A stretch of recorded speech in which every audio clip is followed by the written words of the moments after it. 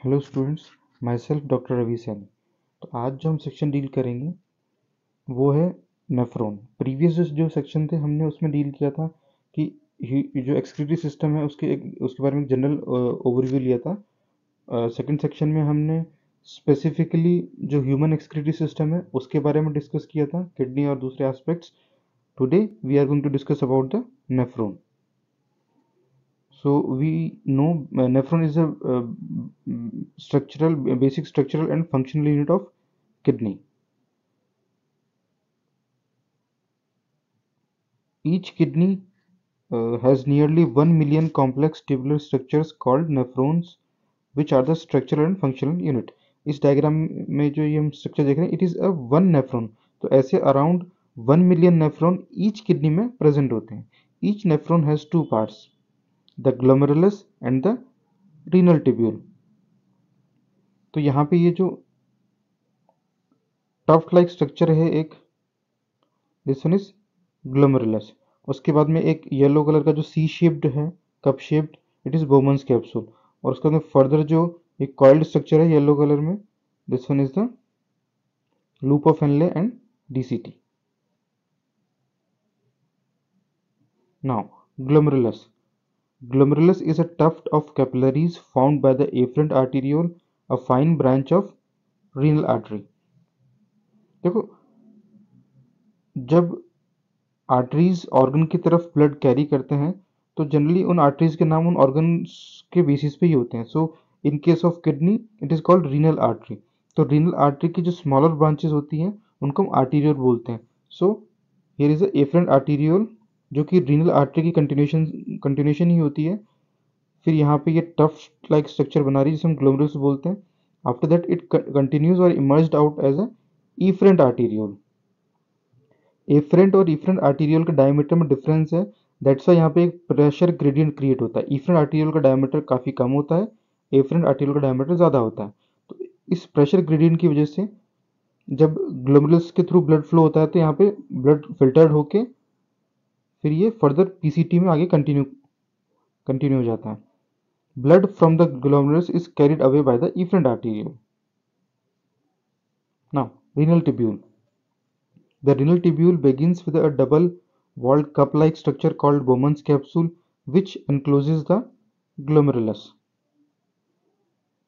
तो यहाँ पे ये जो सी शेप्ड स्ट्रक्चर है, इट इज बोमन्स कैप्सूल, जो कि एफरेंट आर्टेरियल के थ्रू एक टफ्ट लाइक स्ट्रक्चर बन रहा है, ग्लोमेरुलस उसको कवर करता है। तो ग्लोमेरुलस और जो बोमन्स कैप्सूल है दोनों को कंबाइंड फॉर्म में हम मेल्पिगन बॉडी और रीनल कैप्सूल बोलते हैं। जो रीनल टिब्यूल है वो फिर पीसीटी, लूप ऑफ हेनले और डीसीटी में कंटिन्यू होती है। सो glomerulus along with Bowman's capsule is called the Malpighian body or renal capsule. Now renal tubule. Renal tubule has three structures. First one is PCT, second one is Henle's loop, and third one is DCT. The tubule continues further to form highly coiled network proximal convoluted tubule. जो Bowman's capsule है वो further tubule structure में एक coiled structure बना रहा है जिसको हम पीसीटी बोलते हैं। फिर पीसीटी जो है वो एक यू शेप्ड स्ट्रक्चर में कंटिन्यू होती है, उसे हम लूप ऑफ हेनले बोलते हैं। उसकी दो ब्रांचेस होती हैं, एक डिसेंडिंग ब्रांच और एक ascending branch. This one is descending branch and this one is the ascending branch. और जो असेंडिंग ब्रांच है वो फिर फर्दर कॉइल्ड स्ट्रक्चर बनाती है जिसको हम डीसीटी बोल रहे हैं। The ascending limb continues as another highly coiled tubular structure called DCT. Now, cortical and juxtamedullary nephron. Basically, nephron जो है वो दो टाइप के होते हैं on the position of loop of Henle.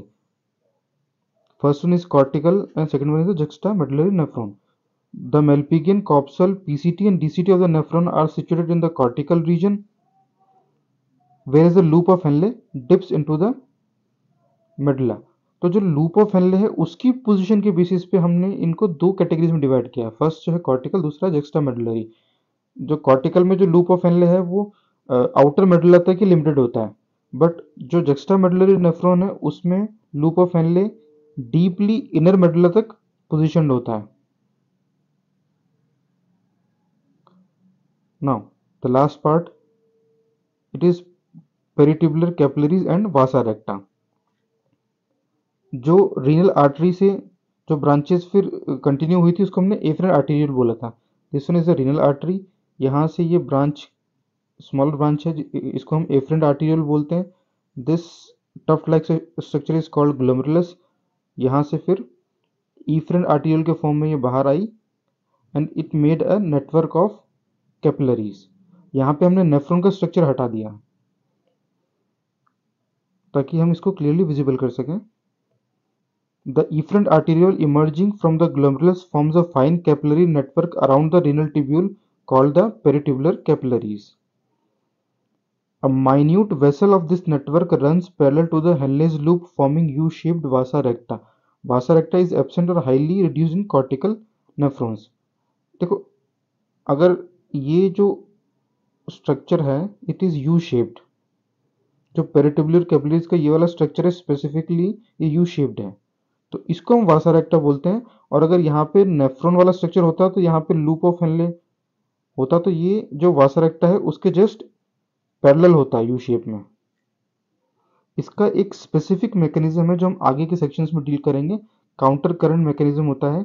इस यू शेप की वजह से जो डायरेक्शन जो होता है फ्लो का वो ऑपोजिट होता है, और इसकी वजह से है ना यूरिन कॉन्सेंट्रेशन में काफ़ी हेल्प मिलती है. वो हम फर्दर सेक्शन में डील करेंगे. Okay, thank you.